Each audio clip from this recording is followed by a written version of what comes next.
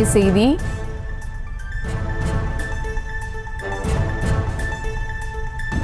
திண்டுக்கல் ரயில் நிலையத்தை முற்றுகையிட சென்ற வழக்கறிஞர்களால் பரபரப்பானது ஏற்பட்டிருக்கிறது. அண்மை செய்தியாக பார்த்து வருகிறோம். போலீசாருடன் வழக்கறிஞர்கள் மல்லுக்கட்டு வருகின்றனர். முற்றுகையிட சென்றதை தடுத்து நிறுத்தியதால் போலீசாரை பிடித்து தள்ளிய வழக்கறிஞர்களால் பரபரப்பானது ஏற்பட்டிருக்கிறது. இது குறித்த கூடுதல் விவரங்களோடு இணைகிறார் செய்தியாளர் பிரேம்குமார். வணக்கம் பிரேம்குமார், விவரங்கள். சுபார், தற்பொழுது மத்திய அரசு கொண்டு வந்துள்ள முப்பெரும் சட்டங்களை வாபஸ் பெற வலியுறுத்தி தமிழகத்தில் வழக்கறிஞர்கள் தொடர்ந்து பல்வேறு கட்ட போராட்டங்களில் ஈடுபட்டு வருகின்றனர்.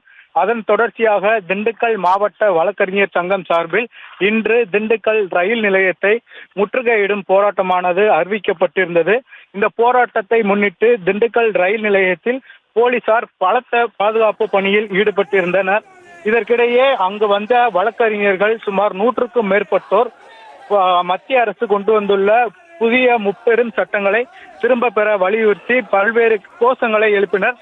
தொடர்ந்து போலீசாரின் தடுப்பை மீறி ரயில் நிலையத்திற்குள் உள்ளே நுழைய வழக்கறிஞர்கள் முயன்றதால் போலீசார் மற்றும் வழக்கறிஞர்களுக்கு இடையே தள்ளுமுள்ளானது ஏற்பட்டது. தொடர்ந்து போலீசாரின் பாதுகாப்பை மீறி ரயில் நிலையத்திற்குள் புகுந்த வழக்கறிஞர்கள் நடைமேடை எண் 1 அமர்ந்து பல்வேறு வகையான கண்டன கோஷங்களை தொடர்ந்து எழுப்பினர்.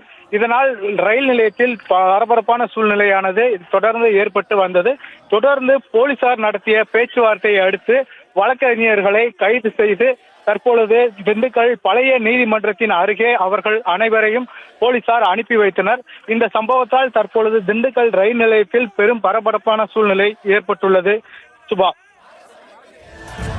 விவரங்களுக்கு நன்றி பிரேம்குமார். செய்திகளை உடனுக்குடனும் துல்லியமாகவும் தெரிந்து கொள்ள சப்ஸ்கிரைப் பண்ணுங்க.